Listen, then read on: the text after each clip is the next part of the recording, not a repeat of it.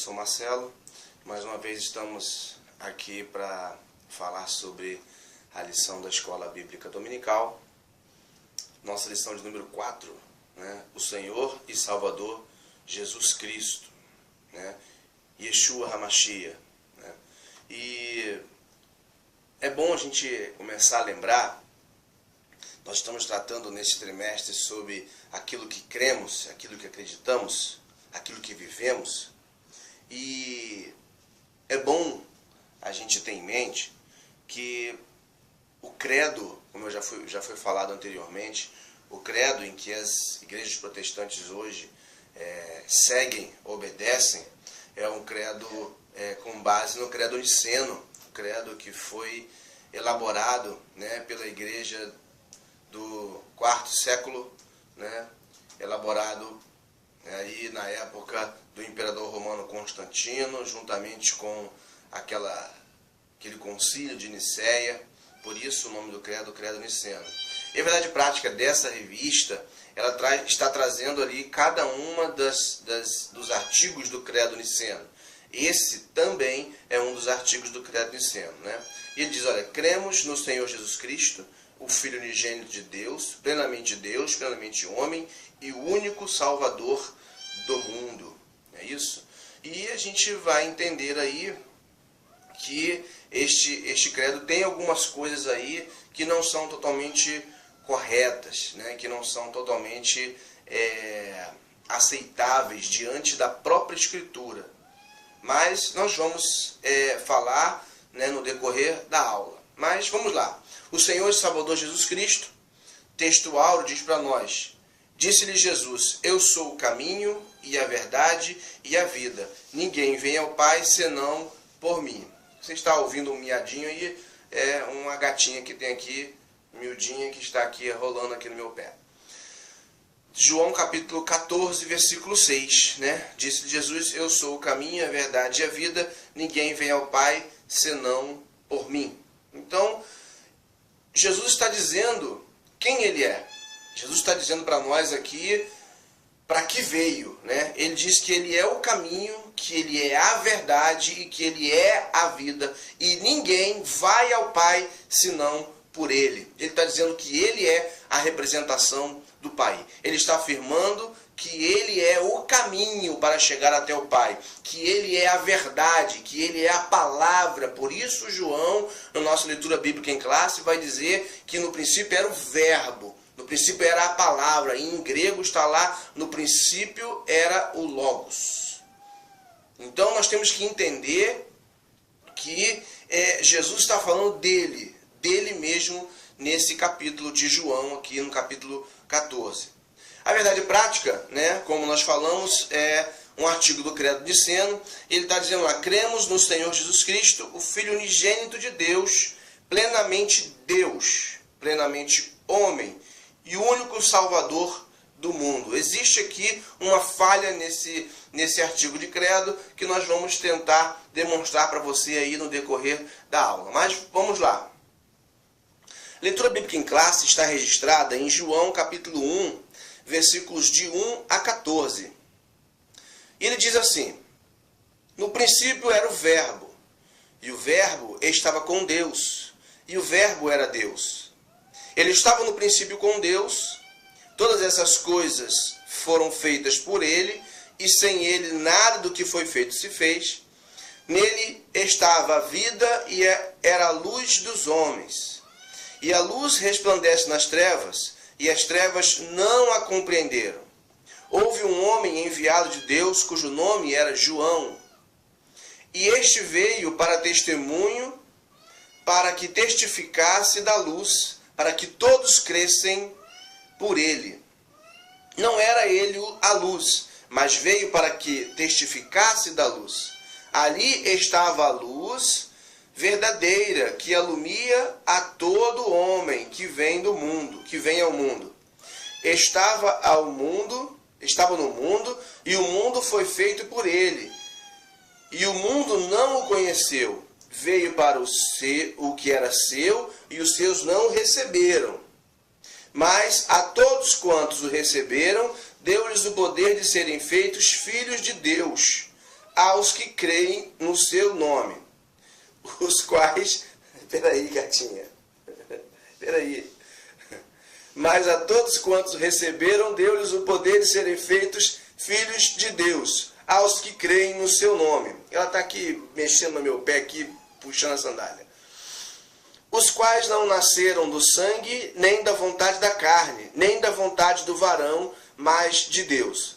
E o Verbo se fez carne e habitou entre nós, e vimos a sua glória como a glória do unigênito do Pai, cheio de graça e verdade.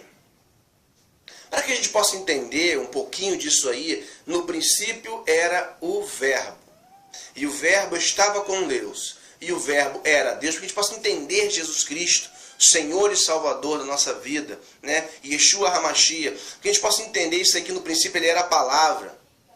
E a palavra estava com Deus. E a palavra era Deus, né? Na aula anterior nós falamos aí que isso aqui está trocado e a palavra era Deus. Lá no grego o texto não está assim. No grego está: e Deus era a palavra. E Deus era a palavra. Há uma diferença aí, há uma diferença de entendimento aí. Então a gente vai entender aí que Jesus Cristo é o Filho de Deus. A gente entende que Jesus Cristo estava no princípio com Deus. A gente entende que todas as coisas foram feitas pelo nosso Senhor e Salvador Jesus Cristo. Nós entendemos isso muito bem. Mas vamos entender ainda algo mais. Eu queria ler com você aqui um texto de Provérbios, capítulo 8. Provérbios, capítulo 8, versículo 22 a 30. Para que a gente possa ter um pouco de entendimento aí a respeito de Jesus, né? Provérbios capítulo 8, a partir do verso 22, vai dizer para nós assim, o texto, a epígrafe aqui na minha Bíblia diz assim: a sabedoria existe desde a eternidade. Na aula passada, lá na igreja, eu falei que os judeus eles tinham um costume, quando escreviam, eles usavam personificações, né? Eles personificavam sentimentos, eles personificavam entendimentos. Então, quando fala que a sabedoria existe desde a eternidade, não está falando verdadeiramente de sabedoria, mas a sabedoria, que é a palavra, que é o Verbo, que é o Senhor Jesus Cristo. Então, vamos ler o texto. Provérbios capítulo 8, versículo 22 ao versículo 30. Vamos ver o que fala para a gente esse texto. Diz assim: o Senhor me possuiu no princípio de seus caminhos, e antes de suas obras mais antigas. Desde a eternidade fui ungida, desde o princípio, antes do começo da terra. Vamos fazer o seguinte, vamos fazer essa leitura numa outra versão, porque olha só, o texto diz aqui foi ungida, né? Ele está falando aqui de unção. Unção é Messias em hebraico. Vamos lá para Provérbios, aqui na minha Bíblia judaica. Vamos ver o que esse texto vai falar para mim e para você. Aqui nessa outra versão de Bíblia aqui, para que a gente possa ter um entendimento mais claro aí. Provérbios capítulo 8, a partir do verso 22, aqui diz assim: Adonai me criou como o início de seu caminho, o primeiro de suas obras mais antigas, fui apresentado ao mundo, antes do começo, diante do início da terra. Quando nasci, não havia abismo no oceano, nem riachos fluindo com água. Nasci antes de os montes existirem, antes de as montanhas se estabelecerem. Ele ainda nem tinha feito a terra, os campos, nem os primeiros grãos de poeira da terra. Quando ele estabeleceu os céus, eu estava ali. Quando traçou o horizonte do abismo, quando estabeleceu os céus acima do firmamento, quando as fontes do abismo foram feitas, quando ele determinou as fronteiras do oceano, de maneira que a água não transgredisse seu comando, quando ele estabeleceu as fundações da terra, eu estava com ele, como aquele em quem ele podia confiar. Quanto a mim, a cada dia era puro deleite, pois me alegrava em sua presença o tempo todo. Versículo 31. Eu me deleitava em todo o canto da terra e me alegrava por estar com a humanidade. Entenda que esse texto está falando de Jesus. Esse texto está falando de Jesus antes de encarnar. Esse texto está falando de Jesus quando era verbo. Esse texto está falando de Jesus quando era a palavra, quando ela estava no princípio com Deus. Vamos ler ainda outro texto, Colossenses capítulo 1, versículo 17. Como sempre, este é um preparo para a sua aula, um preparo para que você possa assistir a aula no domingo. Então preste bastante atenção para que você possa entender bem o que a aula está dizendo para nós. Colossenses capítulo 1, verso 17, diz o seguinte: e ele é antes de todas as coisas, e todas as coisas subsistem por ele. Está falando de Jesus. Está falando do Mashiach. Está falando do Filho de Deus. Está falando do Filho de Deus. Vamos lá. Ainda também, 1 João capítulo 1, versículo 11, diz para nós o seguinte. 1 João capítulo 1. 1 João capítulo 1, verso 11. Opa! 1 João 1, 11. 1 João 1, 11 não tem, né? 1 João 1, 11. De onde que eu tirei essa referência? Aqui, peraí, vamos lá. Vamos lá para João. João 1. Aqui, João 1. João 11 é o que nós lemos. Veio para o que era seu e os seus não receberam. Mas aqui na referência, ele diz 1 João 1, 1. Desculpe aí, tá? 1 João 1, 1. 1 João 1, 1 é o seguinte: o que era desde o princípio, o que vimos com os nossos olhos, o que temos contemplado e nossas mãos tocaram da palavra da vida. Porque a vida foi manifestada e nós a vimos, e testificamos dela e vos anunciamos a vida eterna que estava com o Pai e nos foi manifestada. Está falando também de Jesus. 1 João capítulo 1, versículo 1. Está falando também de Jesus. Jesus antes de encarnar, antes de vir a este mundo. Então, nós temos alguns textos importantes para que a gente possa entender essa leitura bíblica em classe nossa aqui. Então, sobre essa questão, né, do credo, a gente vai chegar daqui a pouco nela lá. A gente vai voltar nesse assunto aí, tá bom? Então, os nossos objetivos são explicar por que cremos que Jesus é o Filho unigênito de Deus, né? E aí a revista coloca plenamente Deus e plenamente homem. Ele quer justificar aí a questão do concílio niceniano, a questão do credo niceniano, tá bom? Sabemos que Jesus é divino, sabemos que Jesus também foi homem, mas temos que entender como é isso. Temos que entender o que significa esse credo niceniano. Temos que entender o que a Escritura fala para nós. Não apenas o que o homem inventou, não apenas o que o homem colocou como postulado, mas nós temos que entender a verdade dentro da Escritura. E é isso que nós vamos tentar mostrar aqui, certo? Vamos lá. Ainda os objetivos específicos são compreender que Jesus é o Filho unigênito de Deus, compreender a deidade do Filho de Deus, e aí eu queria fazer uma correção aqui, compreender a divindade do Filho de Deus, não é a deidade, compreender a divindade do Filho de Deus, e apresentar a humanidade do Filho de Deus, né? Então nós sabemos que Jesus, ele era divino, mas ele também era plenamente homem. tá? Então vamos lá, né? A nossa revista, ela traz algumas coisas, eu fiz algumas anotações aqui, nós vamos dar uma pincelada rápida aqui a respeito desse assunto, tá bom?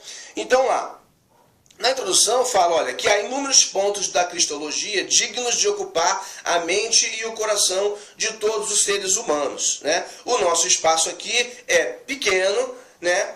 E para que a gente possa fazer um estudo completo. Você não vai conseguir atingir dentro dessa revista, dentro da aula que você for assistir no domingo, que você for dar no domingo, você não vai conseguir pegar dentro do contexto da sua aula ali, deste vídeo mesmo, todo o conteúdo da cristologia. É impossível isso.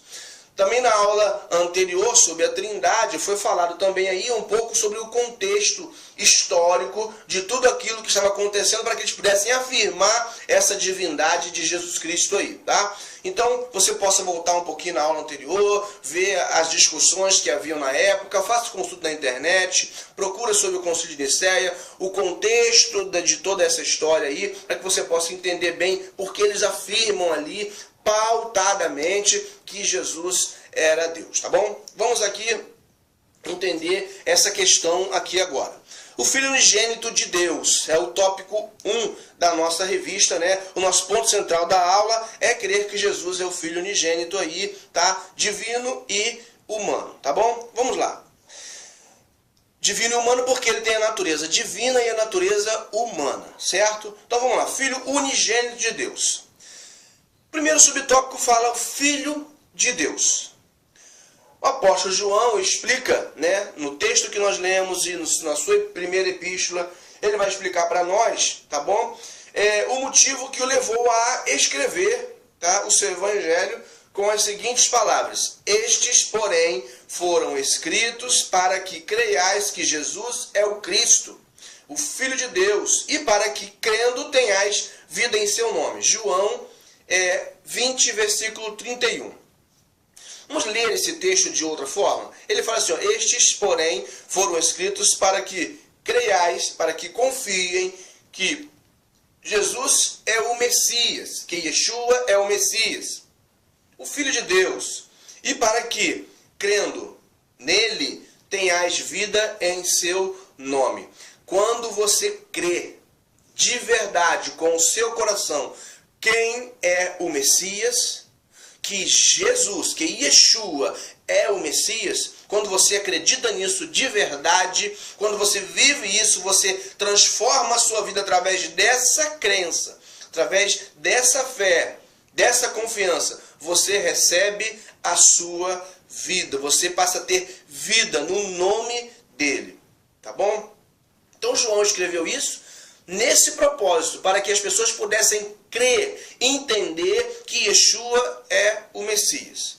Então nós temos aqui dois pontos importantes a ser considerados. O primeiro é sobre a identidade de Jesus.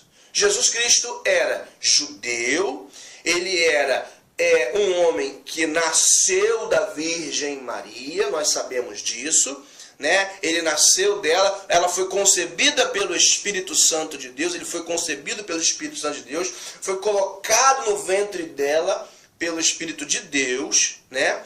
E ele é o Machia, ele é o Messias, né? E ele é o Filho de Deus. Então, ele nasceu, né? Ele nasceu, sendo divino, ele nasceu como ser humano, como homem. E ele é o Filho de Deus desde a eternidade. Ele é o Messias prometido pelos profetas, por Deus através dos profetas.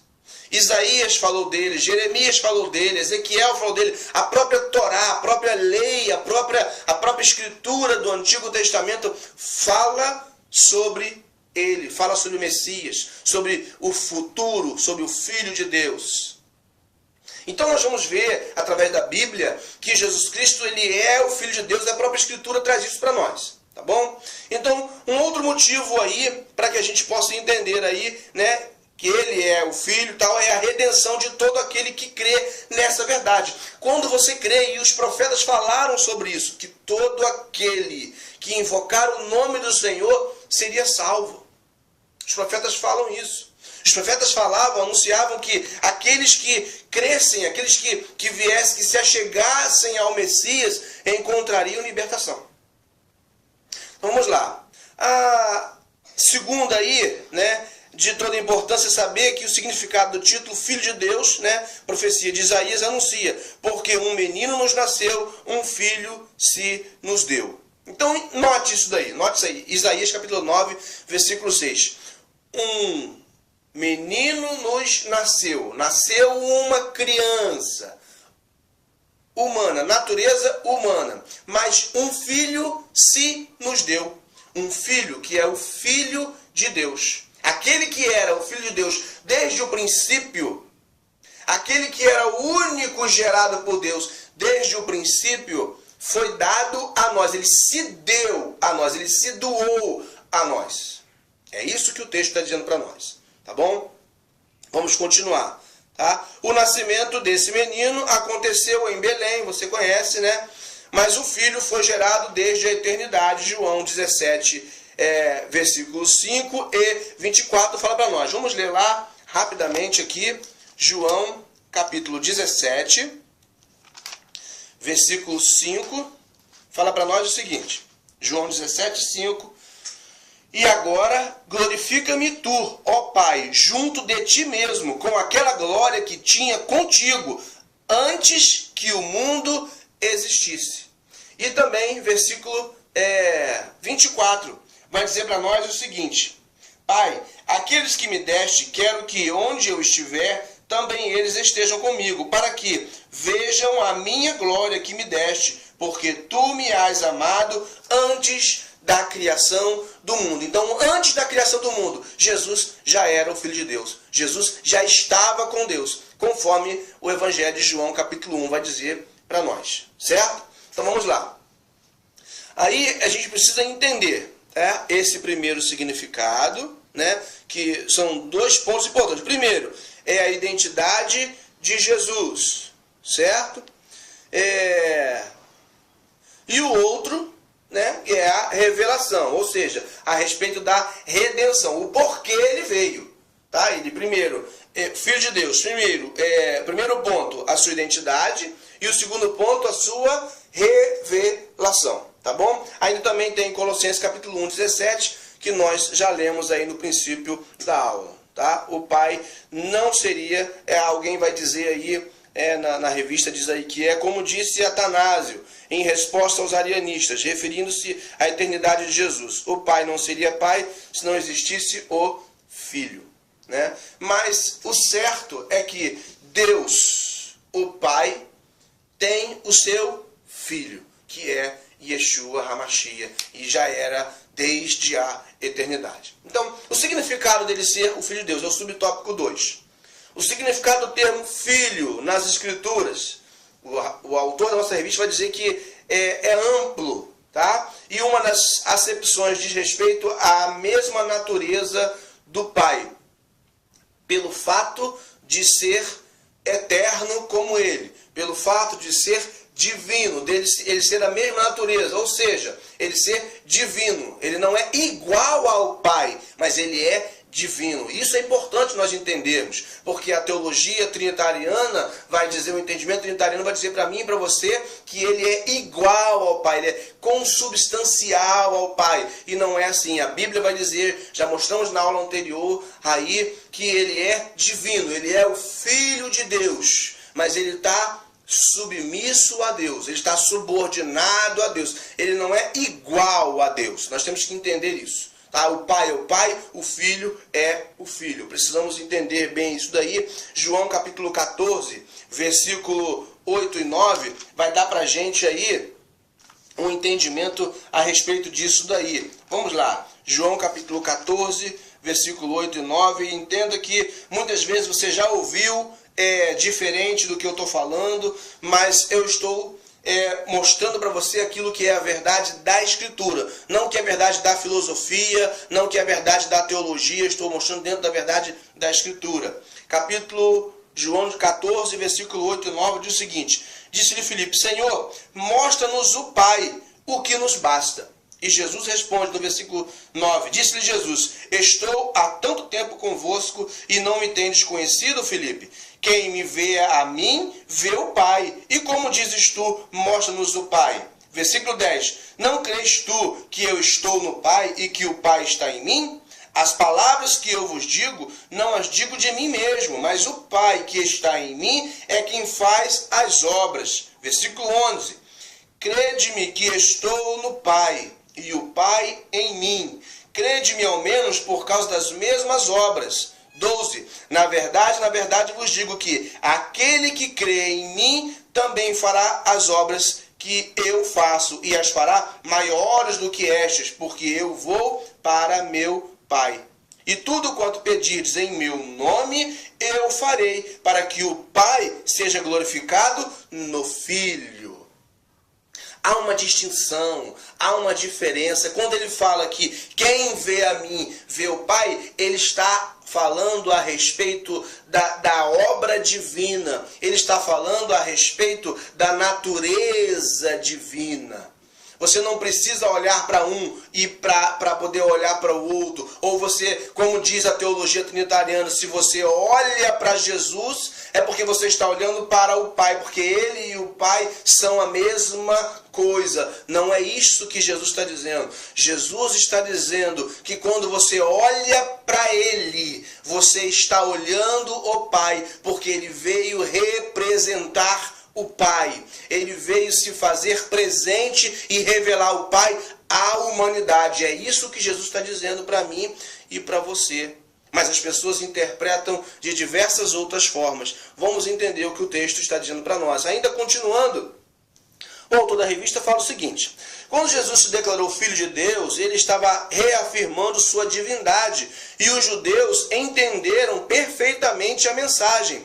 João 5, 17 e 18 vai trazer isso para nós. João 5, 17 e 18. Olha só o que diz. João 5, 17 e 18. Diz assim o texto: e Jesus lhe respondeu: meu Pai trabalha até agora e eu trabalho também. Por isso, pois, os judeus ainda mais procuravam matá-lo, porque não só quebrantava o sábado, mas também dizia que Deus era seu próprio Pai, fazendo-se igual a Deus. O texto aqui está dizendo para nós, apesar do português dizer fazendo-se igual, e isso é tendencioso, quando você olha em outra tradução, você consegue observar uma mera diferença aí. Vamos pegar aqui na tradução judaica, João capítulo 5, versículo 17. Vamos ver o que ele fala aqui para nós. João 5, 17 diz assim: e Yeshua, porém, lhe respondeu: meu Pai tem trabalhado até agora e eu também estou trabalhando. Essa resposta tornou os habitantes de Jerusalém mais dispostos a matá-lo, não apenas porque ele violava o sábado, mas também porque, ao dizer que Deus era seu Pai, alegava igualdade com Deus. Alegar igualdade com Deus, ou seja, alegar ser da mesma natureza de Deus. Alegar ser igual, alegar ser da mesma natureza. É preciso que a gente entenda o que o texto bíblico mostra para nós. Vamos lá. O mestre disse: eu e o Pai somos um. João 10, versículo 30. João 10, versículo 30. Aqui, nossa Bíblia aqui, vamos lá. João 10, 30 vai dizer para nós o seguinte: eu e o Pai somos um. Eles estão em unidade, eles estão unidos, com o mesmo propósito. Vamos lá. Aí, o autor da revista continua, e dizendo: e mais adiante, ao mesmo debate com os judeus, Jesus esclareceu o seguinte: o que significa ser filho de Deus. Aquele a quem o Pai santificou e enviou ao mundo, vós dizeis blasfemas, porque disse: sou filho de Deus. João 10, 36. Alegar que Jesus não é Deus, mas o Filho de Deus, como fazem alguns, é uma contradição. É uma contradição por quê? O autor diz que é uma contradição. Mas é uma contradição por quê? Se é a Escritura que diz isso para nós. Vamos lá, João 10, 36. Fala o seguinte. João 10, 36 diz para nós o seguinte: então vocês estão dizendo a quem o Pai separou e enviou ao mundo. Você está cometendo blasfêmia. Só porque disse, sou um filho de Elohim, ou seja, sou o filho de Deus. É a própria Escritura quem diz. E em diversos versículos a Bíblia vai dizer para nós, Jesus vai dizer para nós que ele é o Filho de Deus. E o próprio Deus vai dizer para nós, no batismo de Jesus, que este é o meu Filho amado. Nós precisamos entender, quando ele diz eu e o Pai somos um, nós somos da mesma natureza. Quando eu e o Pai somos um, estamos unidos no mesmo propósito. Nós estamos juntos desde o princípio. Mas em diversos outros textos você vai ver Jesus falando que ele está subordinado ao Pai. Então ele não é igual. O meu filho não é igual a mim. O meu filho é o meu filho e eu sou eu. Ele tem o mesmo DNA, se através do DNA dele vai conseguir chegar a mim, tem a mesma natureza humana, mas eu sou eu, meu filho é meu filho. Nós precisamos entender isso.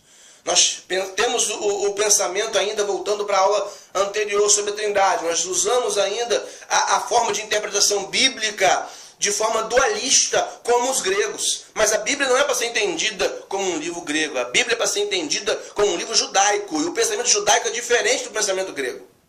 Precisamos levar isso em consideração. Vamos continuar. Significado de unigênito agora. É o subtópico 3. E aqui eu quero trazer algumas observações que o autor trouxe aqui algumas coisas estranhas. Tá? Vamos lá. A etimologia do termo unigênito, monogênes, e esta palavra monogênes aparece lá no texto grego. Você pode consultar lá no site da internet, um site chamado Bíblia Português, e colocar lá em interlinear grego. Tem várias opções de Bíblia, você pode clicar lá em interlinear grego e você vai poder ver essa palavra lá, monogênes, que está lá em grego. Você pode ir lá e marcar lá e ver lá. Monogênes, essa palavra significa de único filho, de único gerado, de única gerado. Está lá a palavra, esse é o significado. Vamos ver o que o autor diz para nós aqui. Ele diz, essa palavra só aparece 9 vezes no Novo Testamento, sendo 3 delas em Lucas, na sua revista tem as referências aí, uma em Hebreus, né? E as outras 5 aparecem em João. Entenda, único gerado, ou seja, único filho, entenda. Em Lucas, esses textos vão trazer referência a respeito da mulher que teve o seu filho morto, que Jesus ressuscitou, o filho da viúva de Naim, o único filho, né? Vai trazer aí Lucas 8:42, né? De um pai que o seu filho estava extremamente doente, o seu único filho. Todas essas referências, as 3 referências de Lucas, aparece monogênes ali, de único filho, de único gerado, único que foi gerado. Em Hebreus também vai trazer uma referência a respeito de Isaac, o único filho gerado de Isaac com Sara. O único, meu filho único, Isaac, Abraão fala. Deus falou para Abraão, o seu único filho, gerado de Sara. O único, é a única espécie, não tinha outro, era aquele.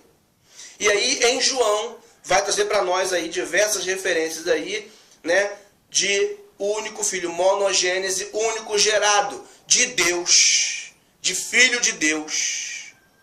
Então o autor, ele mostra isso daí e fala o seguinte para nós. O vocábulo vem de, a formação de monogênese vem de gerado de monos, que é único, e de genes. Aí ele escreve, que nos parece derivar de genós, raça, tipo, e não necessariamente do verbo genal, que é gerar. Aqui, ele coloca a ideia dele, não coloca a ideia da palavra correta, porque a palavra correta é genal, que é de gerar. E você vê isso nas outras passagens bíblicas. Mas o autor da revista está colocando aqui para mim e para você, ele coloca não necessariamente. Quando ele coloca aqui não necessariamente, ele não está concordando. Ele quer te dar uma outra ideia. Por quê? Porque ele quer formalizar ali a crença dentro do credo niceno. É por isso que ele está fazendo isso. E aí ele diz aqui, então, o unigênito, quando empregado em relação a Jesus, transmite a ideia de consubstancialidade. Olha só, ele está torcendo a palavra para se caber naquilo que ele quer que seja crido, que é o credo niceno. Então nós temos que entender o que a Bíblia fala, o que o homem fala. E eu prefiro ficar com a Bíblia. E a escritura, no original, está lá, monogêne, de mono, de único, gene, da palavra genal, que é gerar. Não tem nada de raça tipo. A palavra tem o radical, que pode ser observado como raça tipo, de acordo com a transformação do seu final. O grego tem essas mudanças. Mas monogêne está lá, de gerar. Único gerado. As referências bíblicas de Lucas e Hebreus vai trazer esta demonstração para nós. E aí não é uma única referência, são outras referências. Nós temos que entender isso. Vamos prosseguir. O autor quer comprovar para nós. Ele continua dizendo, né? Com substancialidade. É exatamente o que declara o credo niceno. Por quê? Porque ele quer fazer você acreditar que o certo é o credo niceno. É o credo de Constantino, chamado de Constantinopolitano. E não é o que a Bíblia fala para nós. Não é o que a Bíblia descreve para mim e para você. Vamos lá, vamos prosseguir. Segundo tópico. A deidade do Filho de Deus. Aí você fala, mas Marcelo, então se você está dizendo que Jesus era o Filho de Deus, então ele não era Deus? Sim, ele era divino. Ele não é Deus igual ao Pai, como a doutrina da Trindade está mostrando para nós. Na aula anterior eu falei um pouquinho sobre isso. Na igreja eu falei muito mais, eu explanei muito mais sobre isso. Ainda vou ver se eu consigo gravar um vídeo bem mais esclarecedor, com mais coisas mostrando sobre esse assunto. Mas por enquanto vamos ficar por aqui. Jesus era divino, sim. O texto bíblico mostra isso para nós. Pelo fato dele ser o Messias, pelo fato dele ser o Filho de Deus, ele é divino sim, mas ele não é igual ao Pai. O Espírito de Deus é o Espírito de Deus. O Espírito Santo é o Espírito de Deus. Por que houve essa transformação de Espírito Santo para Espírito de Deus? Porque os judeus deixaram de ficar falando o nome de Deus. Então eles acharam melhor trocar os nomes. Então, em vez de Espírito de Deus, eles colocaram Espírito Santo. Assim como eles falam sobre o monte de Deus. Antigamente, no Antigo Testamento, você ouvia falar sobre o Monte Sião. O monte de Deus deixou de ser Monte Sião. O monte de Deus passou a ser o Monte Sião. Passou a ser o Monte da Santidade. Eles usam outros nomes, outros significados. E Espírito de Deus é a mesma coisa que Espírito Santo. O Espírito Santo é o Espírito de Deus, ele não é uma pessoa diferente. Nós explicamos isso na aula anterior. Ele é o Espírito de Deus, porque Deus é Espírito. Deus é Espírito. E Jesus fala sobre isso lá em João. Precisamos entender. Vamos lá. Sobre a divindade. O verbo de Deus. O verbo de Deus. João 1:1. Aí o autor coloca para nós. O verbo é a palavra. Do grego, logos. Palavra. O termo Deus aparece 2 vezes nessa passagem. Uma delas em referência ao Pai. E o verbo estava com Deus. Lá em grego está lá. Pros ton theon. Em referência ao Pai. E aí depois ele vai estar fazendo menção ao Filho, à divindade do Filho. Ele vai falar, e a palavra era Deus. Ou, do jeito que está escrito lá, na ordem que está escrito lá, Deus era a palavra. Está lá. Kai Ho. Theos em Ho Logos. Está escrito lá. E Deus era a palavra. Ou seja, ele está dizendo que a divindade do Filho estava lá com Deus desde o princípio.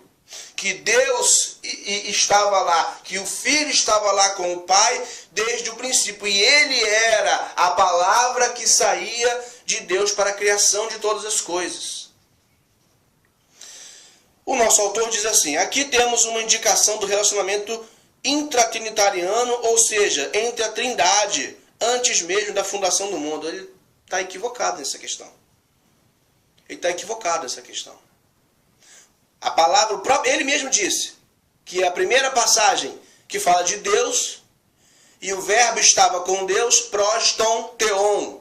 Sim, refere-se ao Pai. Mas a segunda vez está se referindo não ao Pai, mas está se referindo à divindade do Filho. E ele fala, mostrar a distinção, prosseguindo, ele fala, mostrar a distinção entre o Pai e o Filho, um golpe mortal contra o sabelianismo. Sabelianismo é uma heresia que foi fundada, que foi elaborada na época lá do Concílio de Nicéia, daquela época lá, no século III, que a principal tônica era a negação da Santíssima Trindade. Você pode falar, então você é sabelianista. O grande problema é que você precisa entender é que os sabelianistas tinham um propósito. E quando você olha para a Escritura, você vai ver o que a Bíblia fala para mim e para você. Você vai entender, quando você olha para o credo trinitariano, você vai ver o que a Bíblia está mostrando, que é contrário, que é diferente. Eles forçam os textos a dizerem o que eles querem. O texto fala para nós, a segunda referência é o verbo era Deus. Ou, lá no grego direto, está escrito lá, Deus era o verbo. Aponta para o Filho. Ele está certo, aponta para o Filho, mas não tem relação com o trinitarianismo. Aí ele diz aqui que não se trata de acréscimo de mais um Deus aqui, posto que o apóstolo foi revelado pelo Espírito Santo, pelo Espírito de Deus, que o verbo divino está incluído na essência una e indivisível da deidade, embora ele seja distinto do Pai. Sim, ele é distinto do Pai mesmo. Ele é distinto do Pai mesmo. Da mesma forma, o apóstolo Paulo transmitiu essa verdade ao dizer que para nós há um só Deus. Há um só Deus. Verdade, a Bíblia fala isso claramente. O Pai, de quem é tudo e para quem nós vivemos. E um só Senhor. Olha a degradação. Olha aqui o degrau. Olha o degrau dizendo aqui para nós. Olha, há um só Deus e Pai, do qual é tudo e para quem nós vivemos. E aí ele acrescenta, um só Senhor, Jesus Cristo, pelo qual são todas as coisas, e nós por Ele. Pelo qual todas as coisas existem. Por Ele as coisas existem. Por Jesus Cristo, o Filho de Deus. Porque Ele é o Logos, porque Ele é o Verbo, porque Ele estava lá criando todas as coisas junto com o Pai. Porque o Pai pensava, haja luz. E a palavra haja luz agia, que é o Verbo, que é Jesus Cristo. Vamos lá. Subtópico 2. Reações à divindade de Jesus. O nosso autor da revista escreve assim: é digno de nota que os apóstolos João e Paulo, como os demais, eram judeus e foram criados num contexto monoteístico. Portanto, não admitiam em hipótese alguma outra divindade, senão só e somente só o Deus Javé de Israel. Isso aqui está totalmente certo. Totalmente certo. Marcos capítulo 12, versículo 28 a 30, vai trazer isso para nós. E aí, o autor continua. Observemos que a cada fala do Senhor Jesus a respeito de sua divindade, de sua igualdade com o Pai, o próprio apóstolo João registra a reação dos judeus como protesto. Mesmo assim, esses apóstolos não hesitaram em declarar com ousadia e abertamente a deidade. Eles tentam, essa palavra deidade, a divindade de Jesus, absoluta de Jesus. Entenda que o autor aqui tenta forçar uma situação para encaixar Jesus na segunda pessoa da Trindade. Jesus é o Filho de Deus. Jesus é divino por ser o Filho de Deus. Pronto, acabou. A Bíblia diz isso para nós. A Bíblia diz isso para nós. Então o texto lá, divindade de Jesus, sim. Os apóstolos sabiam, admitiam que não existe outro Deus, que não existe outra pessoa. Não existe. É Deus. Deus, o Pai. O Filho de Deus. O Filho, o Messias, o Senhor, que os profetas anunciaram. Jesus Cristo, nosso Senhor e Salvador. Verdadeiro como a sua, completo com a sua divindade, conforme diz Colossenses. Vai dizer, nele habita toda a essência. Nele habita. Porque Deus colocou nele toda esta essência. Vamos lá. O relacionamento entre o Pai e o Filho. O autor coloca para nós. Os pais da igreja perceberam também que, além das construções tripartidas do relacionamento intratrinitariano, o histórico salvífico revelado nas Escrituras Sagradas, havia ainda as construções bipartidas, que identificam a mesma deidade do Pai no Filho. Aqui ele começa a colocar umas palavras que você não vai entender. Você precisaria ser teólogo para entender essas palavras. Você precisaria ser teólogo, ter estudado teologia para entender tripartidas, trinitarianismo, histórico salvífico. Coloca umas palavras difíceis aqui para tentar mostrar o relacionamento entre o pai e o filho. O relacionamento entre o pai e o filho é muito simples. E a Bíblia mostra para mim e para você. Vamos lá. Gálatas 1 diz para nós o seguinte. Vamos pegar aqui.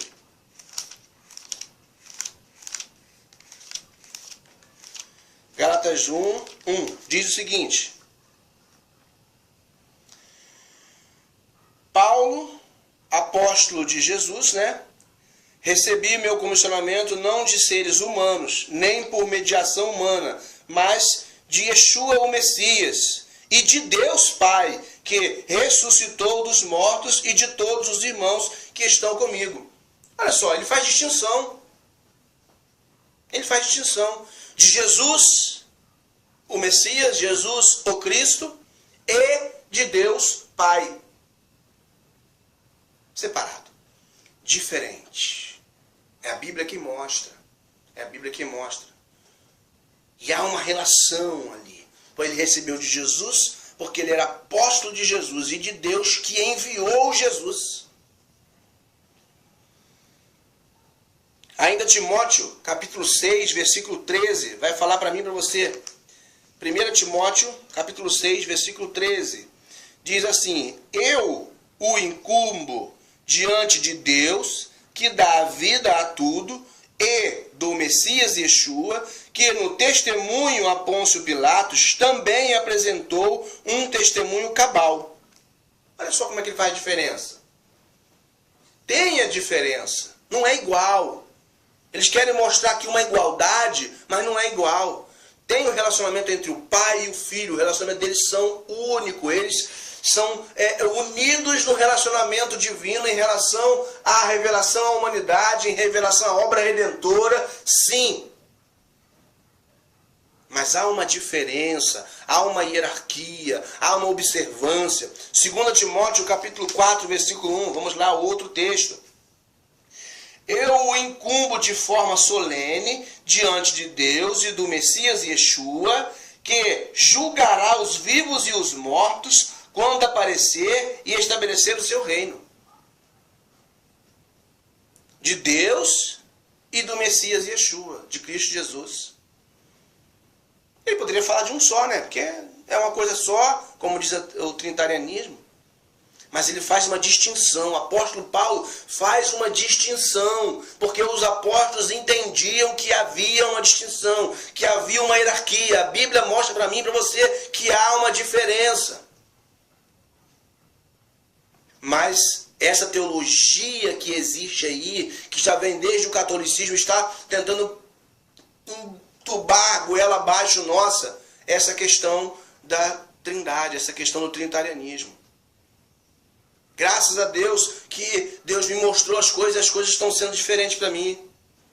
E eu estou falando para você que você também acorde, para que você também desperte. Vamos lá. Tópico 3, o último tópico da lição fala: a humanidade do Filho de Deus. Nós sabemos sobre a humanidade, né? E o Verbo se fez carne e habitou entre nós. João capítulo 1, versículo 14a. Versículo 14, né? E ele fala aqui, o autor, o prólogo do Evangelho de João começa com a divindade de Jesus, né? João 1:1, conclui com a sua humanidade. O Senhor Jesus Cristo é verdadeiro Deus e verdadeiro homem. Olha como é que ele vai falar isso aqui de novo. O Senhor Jesus Cristo é divino e é plenamente homem. Ele é plenamente divino e é plenamente homem. Por que ele é plenamente divino? Porque ele está representando o Pai. Ele veio para representar o Pai. Ele veio para ser visto como o Pai. Ele veio para fazer a obra do Pai. Ele veio para obedecer o Pai. Por isso ele é plenamente divino. Ele veio cumprir as determinações do Pai. Há um entendimento. Ele não é igual ao Pai. Retornando, ele não é igual. Ele é divino, mas não é igual. Vamos lá. A sua divindade está presente na Bíblia inteira, de maneira direta e indireta, nos ensinos e nas obras de Jesus. Sim, tá sim. Com tal abundância de detalhes que, infelizmente, não é possível mencioná-los aqui por absoluto espaço. Não temos como citar todos os versículos bíblicos, ler todos eles e explicar tudo nesse pequeno espaço. A encarnação do Verbo significa que Deus assumiu a forma humana. Deus assumiu a natureza humana. E aí, Jesus tem duas naturezas. A natureza divina, por ser filho de Deus, e a natureza humana, por ter nascido em forma humana. Duas naturezas. Vamos lá. Característica humana. Assim como as Escrituras revelam a deidade, a divindade absoluta de Jesus, da mesma forma elas ensinam que ele é plenamente homem. Jesus Cristo, homem. Por isso que a Bíblia vai dizer Yeshua HaMashiach Adam. Yeshua HaMashiach Adam. Jesus Cristo, homem. Yeshua HaMashiach, homem. 1 Timóteo 2:5 vai falar isso para nós. Há abundantes e incontestáveis provas de sua humanidade, ou seja, de que ele nasceu, cresceu e viveu entre nós. O texto continua, você pode ler, e eu marquei isso. O terceiro subtópico fala para nós. Necessidade da encarnação do Verbo. Havia a necessidade. Por quê? Porque só Deus pode restaurar a humanidade do pecado, estabelecer justiça. Só Deus poderia ali justificar o ser humano. Vamos ver aqui. O autor diz para nós assim: Jesus foi revestido do corpo humano porque o pecado entrou na humanidade por meio do casal, Adão e Eva, seres humanos. E pela justiça de Deus, o pecado tinha de ser vencido também por um ser humano. Romanos 5:12 e 17:19 vai explicar isso para nós bem claramente. Romanos 5:12. Vamos lá. Romanos 5:12, rapidamente a gente já vai estar partindo para o final, mas é importante que a gente entenda isso daí. Romanos 5:12 diz para nós o seguinte: tudo funciona da seguinte forma: o pecado entrou no mundo por meio de um indivíduo e mediante o pecado a morte. Desse modo, a morte passou para toda a raça humana porque todos pecaram. A próxima referência que ele diz é 17-19, diz assim: porque se pela ofensa de um homem a morte reinou por meio dele, quanto mais aqueles que recebem a graça superabundante, isto é, o presente de ser considerado justo, reinarão em vida por meio de um único homem, Yeshua HaMashiach. Em outras palavras, da mesma forma que por meio de uma ofensa todas as pessoas incorreram na condenação, também é por meio de um ato de justiça que todas as pessoas são consideradas justas. Versículo 19 agora. Também, se por meio da desobediência de um homem muitos foram feitos pecadores, da mesma forma, por meio da obediência de outro homem, muitos serão feitos justos. E aí o texto do versículo 20 vai dizer, e a Torá entrou em cena para que a ofensa fosse multiplicada. Mas onde o pecado foi multiplicado, a graça foi muito mais multiplicada. Onde abundou o pecado, superabundou a graça. É pela obra de Cristo, pela sua encarnação, pela sua obediência ao Pai, pela sua obediência à hierarquia, pela sua obediência ao Senhor, Deus Todo-Poderoso, que o enviou. Vamos lá. Finalzinho, a Bíblia afirma que somente Deus pode salvar. Isaías 43, 11. Né? Então, esse mesmo Deus tornou-se homem, trazendo-nos o perdão de nossos pecados e cumprindo Ele mesmo a lei que promulgara. Aqui, né, a gente tem que entender esse texto aqui da seguinte forma. Esse mesmo Deus enviou o seu Filho, que é o que a Bíblia diz para nós. Esse mesmo Deus enviou o seu Filho, João 3,16, porque Deus amou o mundo de tal maneira que deu o seu Filho unigênito, único, gerado dele, para que todo aquele que nele crê não pereça, mas tenha a vida eterna. Amém? Que nós possamos entender, estude com bastante carinho cada referência bíblica desse texto. Não se atenha apenas ao comentário do autor da revista. Olhe para a Bíblia e peça a Deus discernimento.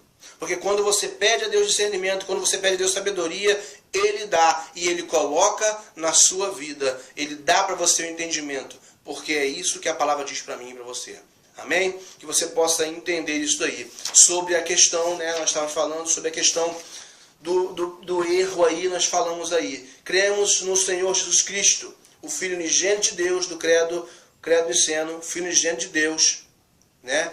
Aí, plenamente Deus, divinamente, Filho de Deus, plenamente homem e o único Salvador da humanidade. Quando a gente fala plenamente Deus, a intenção da palavra plenamente Deus aqui é dizer que ele é igual ao Pai.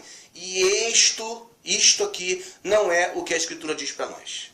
Então que você possa entender isso, absorver, em vez de simplesmente chegar e condenar o que eu estou falando, observe, pesquise, leia, procure sobre o credo niceno, entenda o que ele diz, procure saber o que a Igreja Católica impôs, como foi a história, as pessoas que morreram por causa desse credo. Observe, leia a palavra de Deus, não apenas a filosofia humana que foi inventada, porque tudo isso foi inventado por meio de filosofia humana no decorrer dos séculos. Mas a Escritura não. A Escritura é verdadeira. Os apóstolos que a escreveram ouviram todas essas coisas do próprio Jesus. Então, que nós possamos entender a palavra de Deus como ela é. O Senhor e Salvador, Yeshua HaMashiach, nosso Redentor, nosso Libertador. Amém? Que Deus te abençoe em nome de Jesus. Em nome de Jesus.